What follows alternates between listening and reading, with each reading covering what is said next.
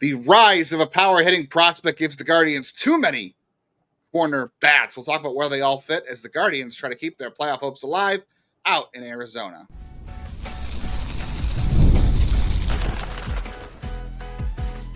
You are Locked On Guardians, your daily podcast on the Cleveland Guardians. Part of the Locked On Podcast Network, your team every day. Welcome on into another episode of Locked On Guardians. It is our favorite half of the day. I hope it is yours as well, because we are covering your Cleveland Guardians for the next half hour from the majors, the minors, the draft, and everything in between. The only daily podcast doing that every single day. So we appreciate you being here with us. My name is Justin Lada, one of your co-hosts of this podcast. I have been here since October of 2022, and I've also been covering the Guardians minor league farm system for the last 18 years. I'm Jeff Ellis, one of your two co-hosts here, one of the OG co-hosts when it comes to Locked On and baseball. Before my time at Locked On, I was a national writer at Scout and 24/7, focused on prospects in the draft. I want to thank you for making today's episode your first listen today and every day, wherever it is you get podcasts. I want to give a shout out to some recent iTunes reviews, some of our everydayers out there. Paul Dolan, hey, I just got to read how they write them, and C. Branham, who specifically said, please shout out Mansfield Christian Baseball. So thank you both for leaving reviews, and thank you to everyone who's joining us, watching us, commenting, all that fun stuff. We appreciate each and every one of you every single day. We absolutely do, and we're recording the show in progress during the Guardians game. They're up 1-0 in the top half of the third, so we'll pepper in some updates about this game as it's ongoing as we record. We'll talk about some of the prospect health updates the Guardians provided over the weekend and what those mean to their future. We'll talk about Triston McKenzie, who's back at AAA. But we'll start off today's show with the rise of Ralphy Velazquez and where all these corner bats, Jeff, are going to fit into the Guardians' plans going forward. Today's episode is brought to you by FanDuel. Football season is around the corner. Visit the FanDuel app today and start planning your future bets now. Ralphy Velazquez, Jeff, since July, has been on a tear. If we go back to July 1st, Jeff, Ralphy Velazquez. When I dropped him from my top 10, let's go ahead. You can mock me when I made him 11. He was watching. 364 average, 444 on base, 714 slug, 350 in isolated power. For those who don't know, isolated power is slugging minus average to get your true focus of power hitting. So if you're like at 180, like that's pretty good. Ralphie's at 350 right now since July. 370 BABIP, so a little bit high, but still pretty good. And a 218 WRC plus in that time. 13% strikeout rate, 12% walk rate. The dude is doing everything right, and I'm not surprised, honestly. I talked to Ralphy Velazquez early in the season. I think he was struggling early on, and he had a good game finally, so I was talking about it while he was in Lake County, and he just talked about how he's like, I'm just not getting a lot of luck right now. I'm hitting the ball hard, and the BABIP's not helping. He goes, there's some things I got to adjust on, pitch selection and tightening up my approach a little bit. But he said most of all, really just got to stick with the process and not try to tinker, because I know, the results aren't there, but the process is there. I'm hitting the ball hard. And he stuck with that, which is always I think I mentioned this in the show months ago. That is a hard thing to do for a young player in the minor, especially a guy who's a first-round pick. If you're not seeing the results on the field, that could cause you to have a lot of pressure.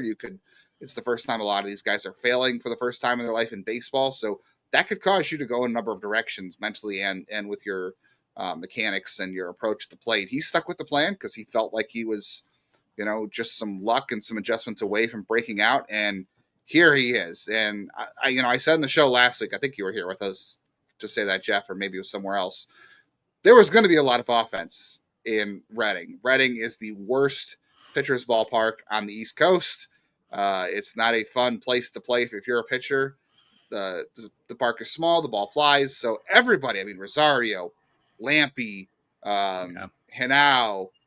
I could hit a home run in that park. Possibly. It is smaller than many high school parks. It is an absolute bandbox.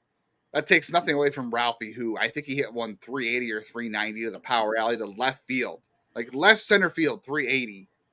That's a legitimate home run. The guy was hitting the ball 400 feet. He was hitting it 114 miles an hour. That will play in any ballpark. To me, Ralphy Velazquez, outside of Braylon Dowdy, has been the most exciting prospect development for me this year in the system. I don't know if I can go that far. as much as I appreciate Ralphie, as much as he's had the ups and downs, he's still probably a first base only guy right now.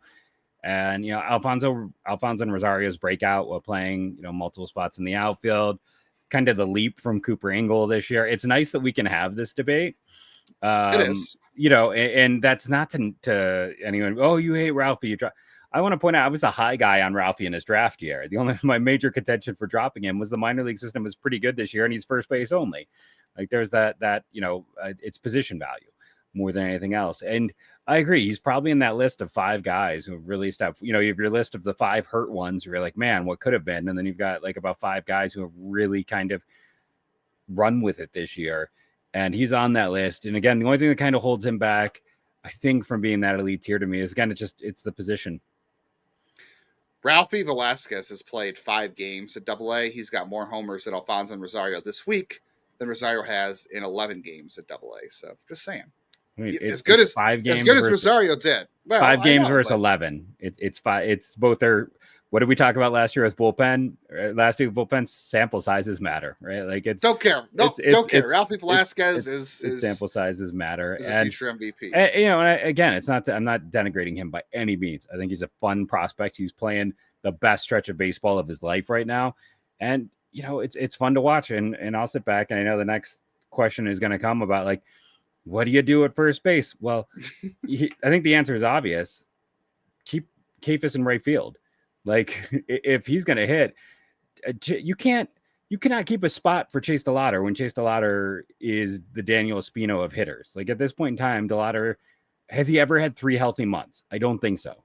If a guy can't have 3 healthy months, and you can't hold a spot for him, sorry, full stop. So I'll start worrying about Chase DeLauder when Chase DeLauder makes it so you can worry about him. Until then, hey, Kayfus can play right field. You still got first base and DH, Manzardo at 1, Ralphie at the other. And you know what Kayfus, Ralphie, and Manzardo have all had? Health. Yes, they've all been healthy. They're all left-handed. And I know we're going to get a comment saying, oh, I wish one of them was right-handed. Again, I'm going to point this out. Jeff always points this out. Most of the pitchers in Major League Baseball are 80%. Right-handed. Progressive Field, you play 81 home games there. It is a left-handed friendly ballpark. And for what it's worth, Ralphy Velazquez is not struggling versus left-handers this year. We'll see if that continues as he moves up. But right now, he doesn't have platoon issues. That's awesome. I will say this. I was going to say, well, how do they all fit?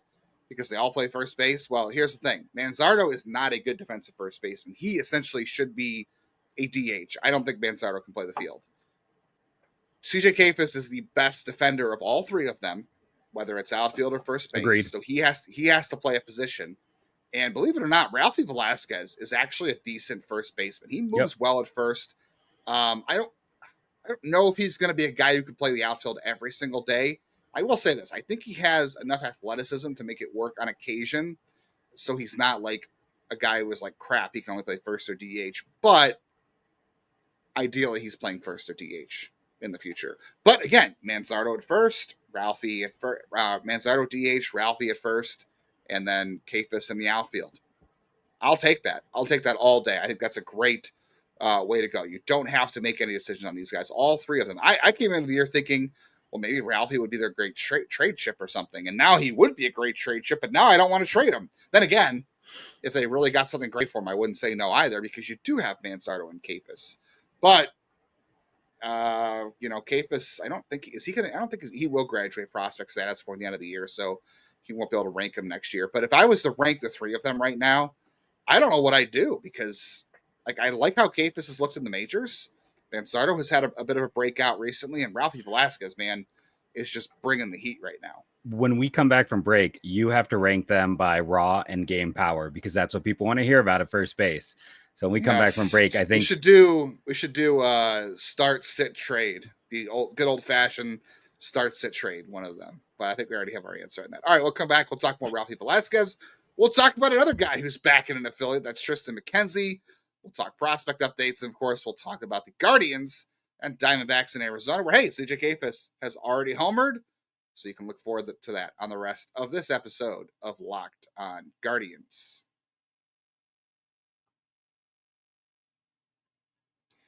Football season, it is here. August 26th is officially FanDuel Futures Day. It's a brand new holiday for football fans who live bold predictions on preseason hunches. I know that's one of you out there. I do.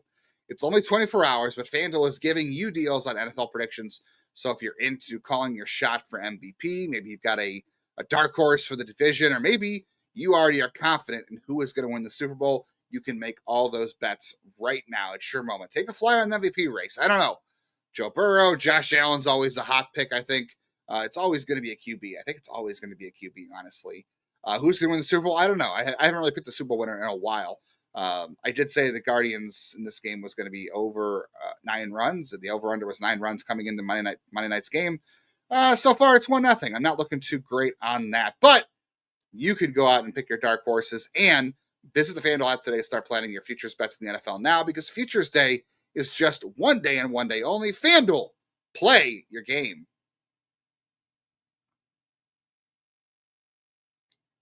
Thanks for being here with us on the Locked On Guardians today and every day, wherever you get podcasts. Make sure you're auto-downloading on all of your audio platforms. That helps us out the most so you never miss an episode. And make sure you hit the bell on YouTube for reaction videos every episode, any other breaking news, as well as the MLB Squad Show that comes your way once a week here on Locked On Guardians. All right. We said we were going to rank the 3 by raw power. Is that what I was hearing? Gotten, for some reason, picked up on more than normal. Oh. So we said we're going to rank by all 3 by raw power and game power. Raw power, without a doubt, is Ralphy Velazquez. That's number agreed. 1. Game power, I think I'm also going to go Ralphie. Agreed. Right now, I'm tempted to say Kayfus because number 2. I know Manzardo's having a 20 home run year. He might get to 25. Kayfus, I feel like the batted ball data is a little bit better for him without looking at it. Kayfus is a really good job of elevating it, and Manzardo probably Kayfus probably has the least amount of raw power of all 3. I think it's raw power. It's Ralphie, Manzardo, Kayfus. Game power, it's Ralphie, Kayfus, Manzardo, maybe. Yeah, I was gonna go for both Ralphie, Manzardo, Kayfus. That's just where I was going, just because Manzardo this year showed such good raw power and some other stuff. So I think he has, and he's just a little bit bigger, isn't Kayfus 6 feet even? So it's just going to give. Yeah, Manzardo's a bit of a bigger dude. Yeah. What a great problem to have, by the way. It just feels like this is. I can't remember the last time the Guardians had this many corner bats where I was never. No, like I think the last time they really had this kind of situation was like what? Jim Thome, Sean Casey, Richie Sexson. Like that was the last time. Russell Branyan. Paul Sorrento was up then, and Sorrento was a good hitter. Sorrento was a little older at that point, and he wasn't here much longer. But and Casey was never a big power guy either. So it just I mean, he was an exciting cornerback because he was a batting title guy, but that was the last time I can remember them having 3 like first base prospects, and Richie Sexson played some outfield, which may be similar to Ralphie Velazquez. That's the last time I can think of this team having corner bats like that. All stacked together. I mean, maybe someone will point out one that we missed, but it's definitely not something I can think of either. I'm like, no, and unless you want to count like Kronk and Garco being relatively close in that like short window where Garco hit in those early years, but that's not even close. Pronk had already broken out at that point. Like he was a star. He was on a second contract by the time. I mean, Pronk actually by the time Garco debuted, Pronk was having his best year, and it was all downhill. After that, I think you and I both said we were the president of the Ryan Garco fan club. We both were big Ryan Garco guys at the time. That was a mini Pronk. But I also was big on, I did too. I was also big on Ryan Mulhern and Ryan Gillespie, and there was another Ryan. I like Jordan Brown. I thought he was going to be a hit for average and like have a bunch of doubles. I had a lot of guys. Those were dark years. 2007 when you and I started out covering this team. Those were whenever anyone complains about the state of the minor leagues, I'm like, oh, you weren't covering this team from 2007 through 2010. Like those were. I mean, when they struggled to get a single guy in the top 200, when Adam Miller's finger was falling off, and Chuck Lofgren was the only prospect of note who ended up converting to hitting halfway through his career. Like it was an ugly time. I was excited for Thomas Neal in 2012. That's how. I was as well. I thought that was a great trade. Speaking of prospects who are trying to come back from the abyss, Triston McKenzie is in Columbus. He threw an inning on Sunday. It wasn't pretty. It was 28 pitches, 15 strikes, 13 balls. He gave an unearned run, he had a walk. So it could have been worse, but his fastball was up to 96. If I'm betting anything on McKenzie, what they're going to do at this point, he's a minor league free agent at the end of the year. I don't think you're going to see him back in the majors. My guess here is that he is just going to get some runway the rest of the year to pitch, try to show where he's at, and see if that gets him an opportunity next year. I don't know if it'll be with Cleveland or somebody else, but I think they're at least giving him a chance. This is where I'm going to use the word, Jeff. It's a showcase. They are letting him showcase himself for them or another team to pick him up in the offseason as a minor league free agent. This is where showcase applies because the man has been stuck in Arizona where you don't want to be this time of year, trying to figure out how the heck to throw a baseball. I know everyone. I've seen the comments too. This needs to stop. I don't want to tell everybody how to think, how to feel, but Triston McKenzie didn't need Tommy John. His velocity is fine. He wouldn't keep being able to throw if the arm was this bad. Now, does that mean he's 100% healthy? Maybe not. Maybe there are some issues underlying there health-wise.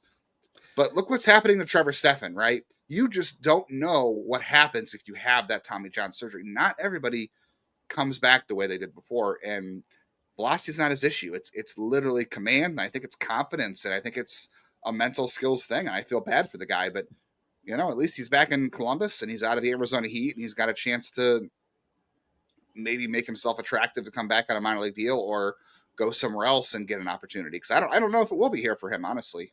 I don't think it will be. I don't think they have the depth, or I think they have too much depth for him. But this is just them doing him a solid. There's never enough depth.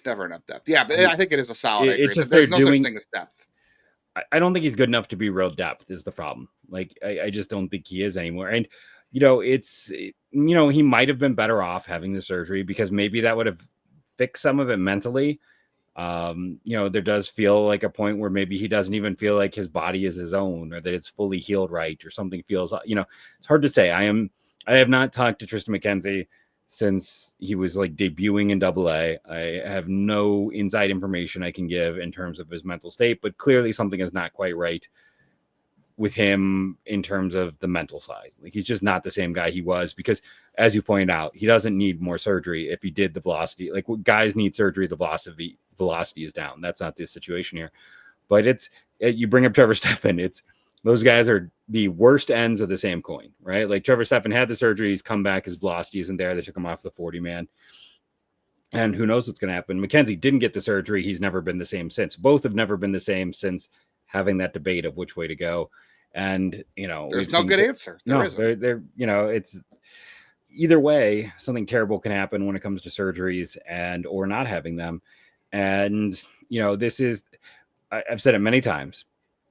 People always like to come up with conspiracy theories. This front office is loved by its players for a reason. Guys like Shane Bieber come back here because they know they're going to get like an honest and a good approach. They tried to help Triston McKenzie as much as they could. Now they're sending him up so he can show what there is there. Because if he spent the whole year in Arizona, he wouldn't get a contract. So they are trying to help him out get a contract off of this. So this is just, they're giving up reps that could go to someone else. Yes. Someone really wants to make a big deal out of it. But then again, you can look at some of the arms down there that I don't even think are long for this organization anyways. So they're doing a solid for a player. And that's what they've always done. They've always been an organization that will, do right by its players. I saw people complain when they sold Vince Velazquez to Korea. It's like, no, that's he got a chance to make money. Like, don't think for a second that was Cleveland being cheap. That was Vince's agent set that up and Cleveland agreed to it and was willing to let go of depth for the sake of the player. This organization, that's one thing you can never say, is they've always been player first in a lot of their interactions and things. And this is just them, again, doing a solid for Triston McKenzie. It absolutely is. We'll talk a little bit more about Triston McKenzie. We'll talk about some other prospects who are on the mend. We'll also get some updates from Arizona in progress. It is 1-0 Guardians in the bottom half of the fourth inning. Stay tuned to the rest of Locked On Guardians for more. First, let's talk about our friends over at Prize Picks. This episode is brought to you by Prize Picks, the daily fantasy platform. Lets you turn your football predictions into real rewards. Preseason is already heating up and college football isn't far behind. Whether you've got your eye on the big name quarterback or breakout running backs, Prize Picks makes it easy to get in on the game. What I love about Prize Picks, do you understand how more or less works? Then you're set. That's all you got to know. How more or less works. If you know how more works or less works, you can do this. So in baseball, might say more than 2 hits or less than 3 runs. In football, sometimes it'll be touchdowns for a set period of time. Maybe it'll be just for that game. And more importantly, sometimes they give you freebies. So you always want to keep your eyes open for those ones that are just given to you, where it's like, hey, he's going to throw for more than 1 yard. Okay, click more, because that is the easy ones. So head over to Prize Picks today for your chance to win. Download the Prize Picks app and use the code LOCKEDONMLB to get $50 in lineups after you play your first $5 lineup. That's code LOCKEDONMLB to get $50 in lineups after your first $5 play. Prize Picks, run your game.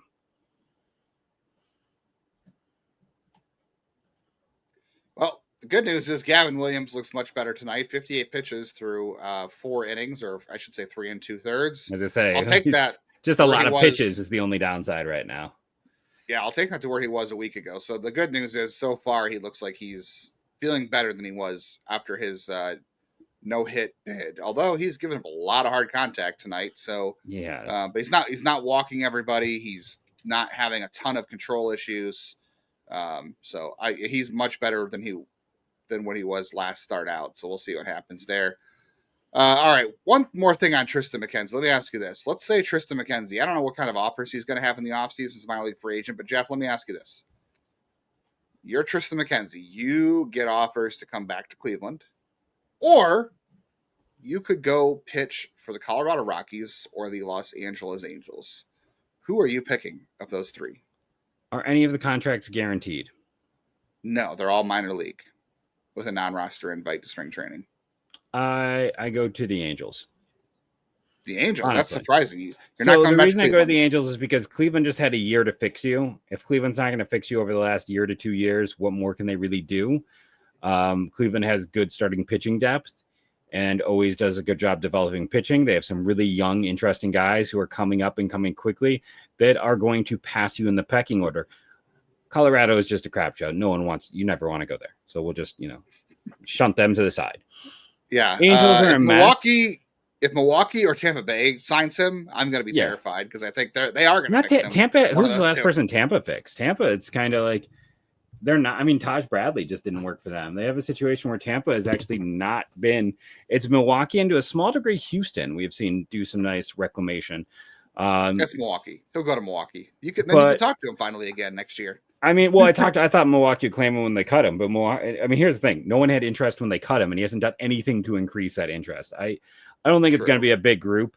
The reason I go with the Angels is, one, they love retreads. You'll get a better opportunity probably sooner. And, you're just going to have an easier chance to get back to the big leagues that way. Yeah. Unfortunately for him, he's just kind of stuck in a situation where what has he done to change anyone's opinion? Nothing. No. Let's talk about guys who are going to play this year at some point for Columbus anyway, with Triston, probably not Cleveland. Finally, Gavin Williams gets out of the 5th inning or the 4th inning. He's at 66 pitches. So yeah, this is going to play a role in whether or not Cleveland decides they need to start it for Wednesday or a bullpen game. The way Gavin's going so far, he's staying out of trouble, but he's got a lot of pitches. So I'm kind of wondering if Wednesday we are trending towards them needing a starter.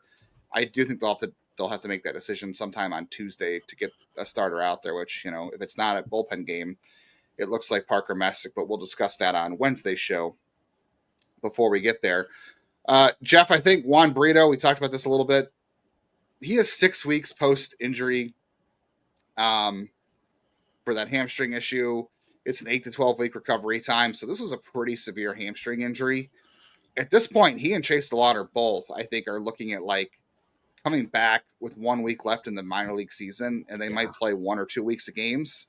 And neither of them are going to play in Cleveland this year, which is really a bummer because both those guys should have, at some point this season, saw at bats in Cleveland, but they're both probably not going to be back in time to do anything except play the last week of the season in Columbus. Yeah, I mean, this is like what I was venting to you beforehand, where what stinks about this is it's a double fold of suckage. One, you didn't get to see those guys, so you're going to start to build up the situation where you get that bottleneck again because you got young talent and not enough opportunities. And two, because those two guys weren't up.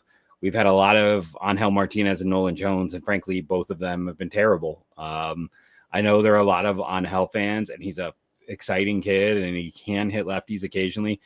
But his data is some of the worst on him, and Jones have the worst data on the team right now. When you look at Savant, I mean, there's almost nothing positive offensively to his game.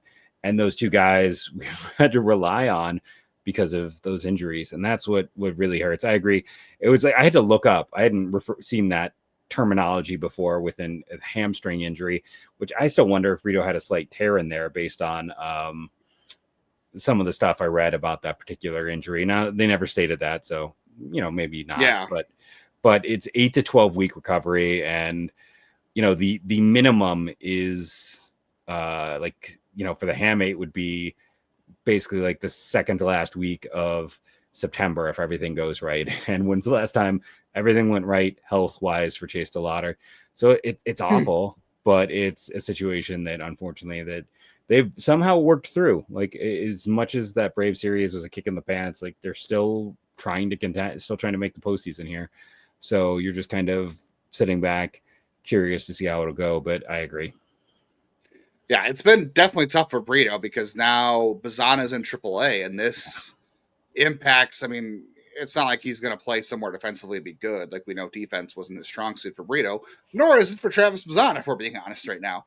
But and Rocchio's played well at second with him out. Like Rocchio's kind of helped solidify another hurdle for him. Yeah, the defense. So yeah, Brito, this is a really tough year for him because he would have had opportunities, and now it's going to be tougher for him to break next year.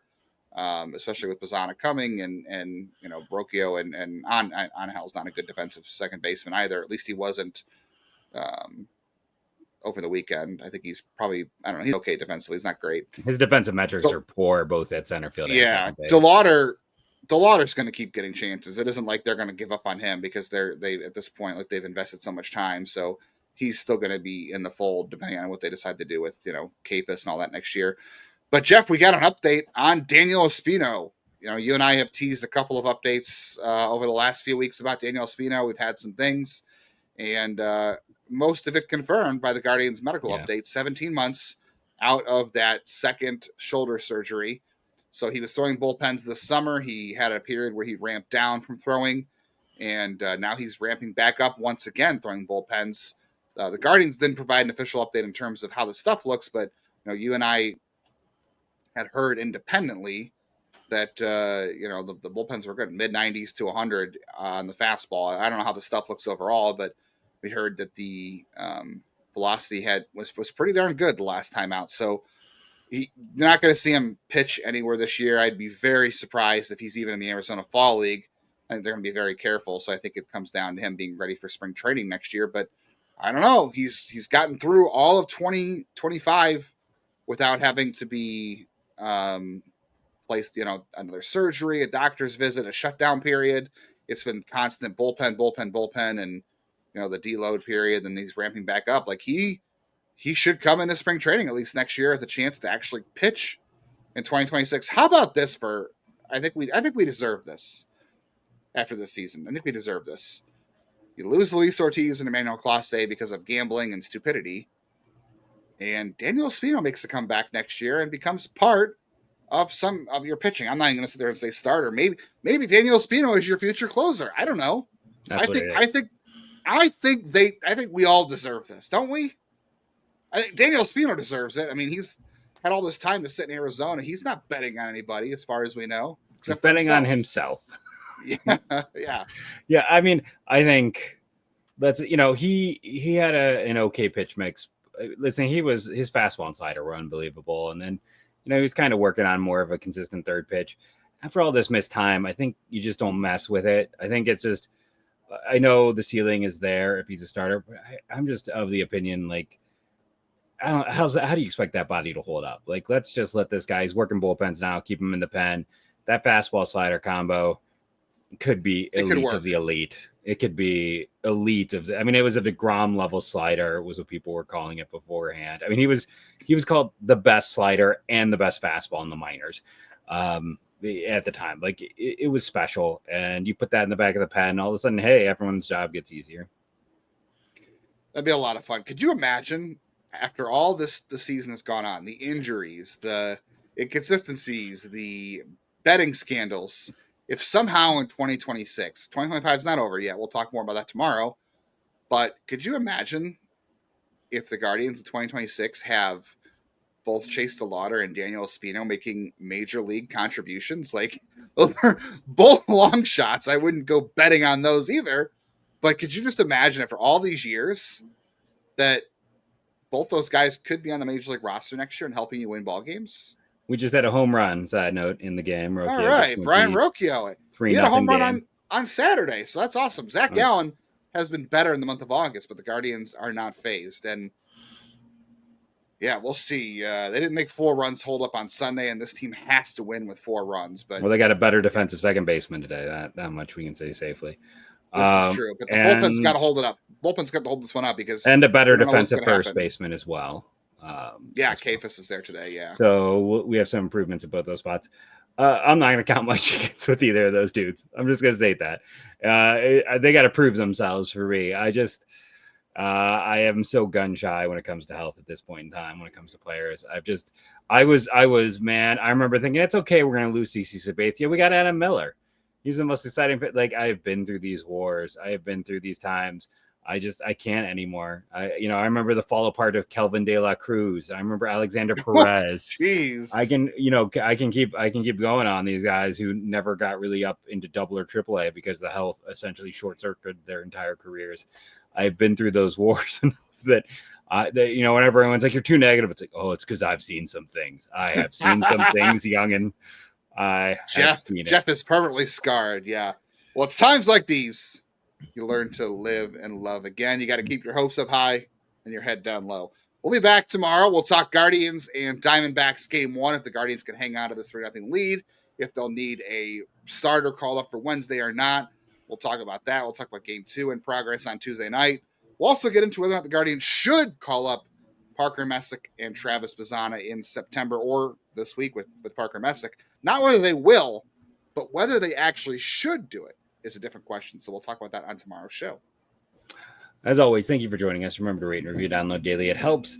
Do your part. Tell a friend. Anyone who is jonesing for more Guardians content. Thank you all. And go, Guardians, go.